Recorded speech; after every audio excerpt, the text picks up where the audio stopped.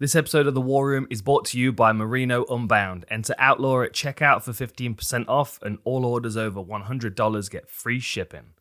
Okay, let's get started on this one. I have enjoyed researching this. I am enjoying both of these guys' careers.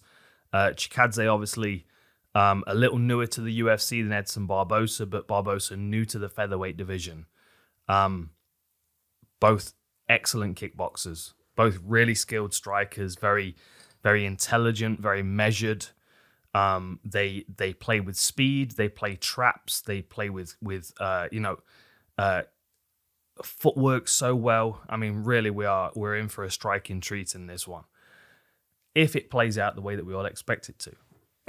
Which kind of leads me to my first point. Edson Barboza, the advantage that he has in this fight is experience in MMA. GIGACHIKADZE's got slightly more kickboxing matches. I'll touch on that right now, I suppose. So Chikadze's MMA record is 13-2, 8 knockouts, and 1 armbar finish. And Edson Barboza's record is 22-9 with 13 knockouts and 1 anaconda finish. A lot of similarities with these guys. Both got 1 submission finish on their MMA record. Slightly more knockouts for Barboza, but as I said, more fights for Barboza as well. As far as kickboxing goes, GIGACHIKADZE brings in a record of 38-6 with 22 knockouts.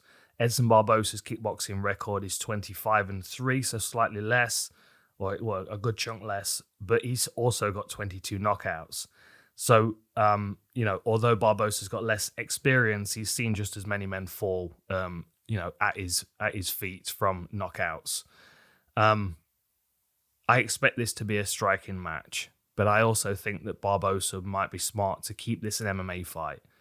Whenever GIGACHIKADZE's got somebody in front of him that doesn't level change, that just is happy to try and kickbox with a very, very highly skilled kickboxer, it always works out terribly for them. And it works out much better for Chikadze because he then has one clear, comfortable range to think about where he doesn't have to think about them level changing, try and take him down. It allows him to focus on setting up his traps and controlling them with his footwork. So even if Edson Barboza doesn't want this fight on the floor, the idea of level changing, tying him up sometimes, working in the clinch a little bit perhaps, might suit Barboza. He is the bigger man coming down a weight class. As far as height and reach, they're very similar. Edson Barboza's 5'11" compared to Chikadze, who's 6 foot, but then Barboza's got a reach advantage of 1 inch over Chikadze. So, they kind of cancel each other out in that sense. Average fight time is also very similar, 11:27 for Barboza and 11:18. So, a lot of similarities. You kind of expect GIGACHIKADZE to become the next version of Edson Barboza, if that makes sense. I think sometimes we see this in mixed martial arts at the moment where, the old version of a fighter faces the new version of that same fighter, like Roy Nelson taking on Derek Lewis, for example. Like they're the same kind of archetype of fighter. And I think that's what we've got here. I think we've got 2 really good kickboxers that have transferred over to mixed martial arts and have become very good kickboxers in mixed martial arts by bolstering their kickboxing game with grappling. I just think that Edson Barboza is further down that path than GIGACHIKADZE. As far as I'm aware, Chikadze is a purple belt in Brazilian Jiu-Jitsu, but that is because MMA has become his second career. As I said, Barboza's been in that second career for some time. He's a brown belt under Ricardo Almeida, and Almeida's a UFC veteran, which means his jiu-jitsu is going to be more MMA orientated, or at least what he's going to pass down to Edson Barboza at least. Barboza's moved over to ATT of late, and they're very good at game planning. There's a lot of smart coaches there, a lot of good grapplers as well, good jiu-jitsu players. So you've got to expect Barboza to continually be rounding out his game. And if they're looking at GIGACHIKADZE, they're going to see how his game's stacked. They're going to see what they've got in front of them and know that the easiest route to defeat GIGACHIKADZE is to force him to grapple, because that's going to be the weakest part of his game. Now, we know that's not what Barboza does generally, but it doesn't mean that he's not going to do that. We've seen great takedown defense from him. He's very physically strong in the clinch, and I think if he gets a hold of GIGACHIKADZE, he's probably going to be able to move him around, a bit easier than Chikadze would. I think Chikadze's footwork's better, which might help him, but that's only because Barboza's limited to orthodox stance. Maybe I'll touch on that now. So, two kickboxers, similar height, similar reach, similar experience if you add their kickboxing and MMA records together. Both approach the fight in a very similar way. I would say that Chikadze's a slightly more adapted, evolved version of Edson Barboza in his striking, given the fact that he can switch stance. Barboza's an excellent Thai boxer, but he still looks like he's kind of caught within the refines of Thai boxing a little bit. Like he stands with a slightly shorter stance, and he stays in his orthodox stance. He doesn't switch hardly ever.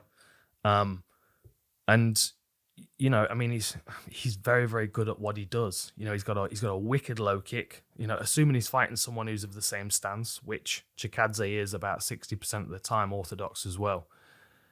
If Barboza's standing in an orthodox stance facing his opponent, he's got excellent low kicks. He's got an excellent switch lead kick to the body and head. We know how dangerous his spinning kicks are. And then in his recent fights, we've seen him do really good work to the body.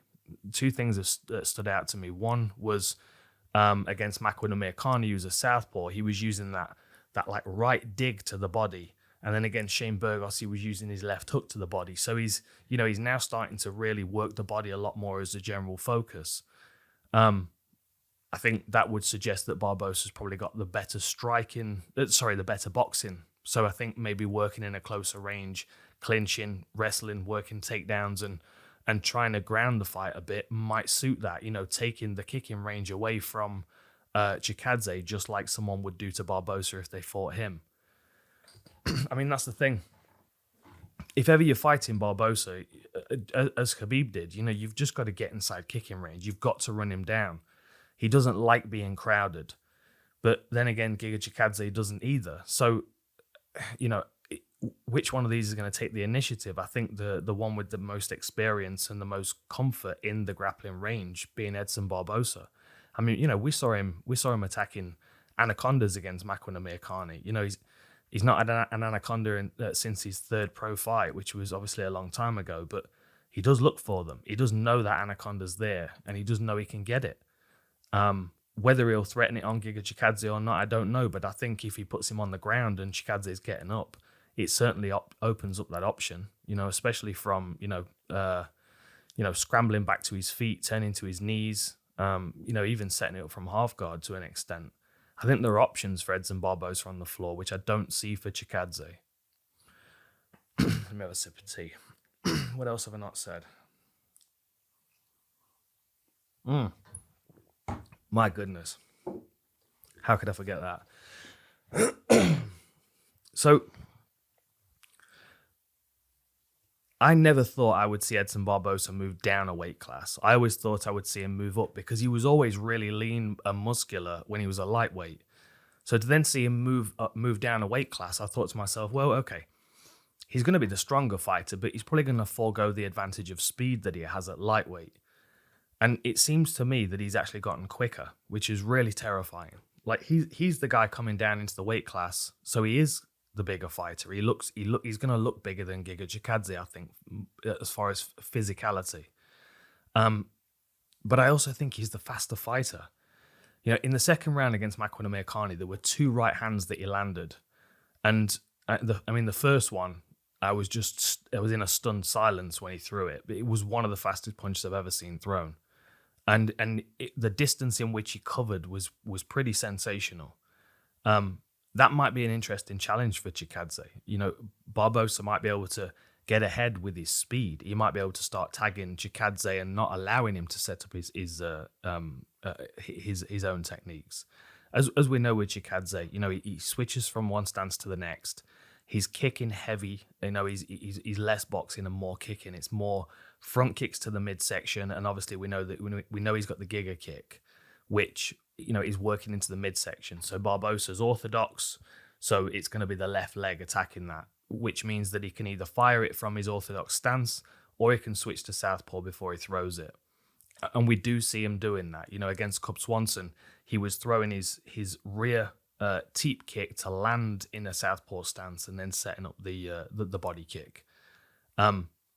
That would be a benefit in him taking the center, which Chikadze does most of the time. You know, he's very good with his footwork. He's good at pushing people back with the threat of something coming.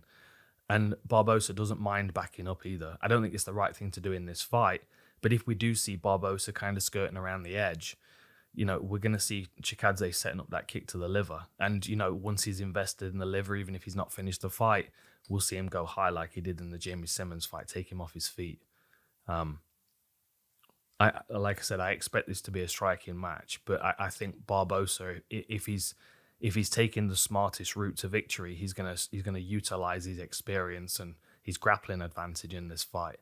You know, even if it's tying Chikadze up, taking him down and wearing him out for a bit and getting ahead on the scorecards in the first, I think it would take some pressure off Barboza, and it would also wear Chikadze out a little bit and make him maybe a bit slower in the second round. Barboza just doesn't seem to slow down.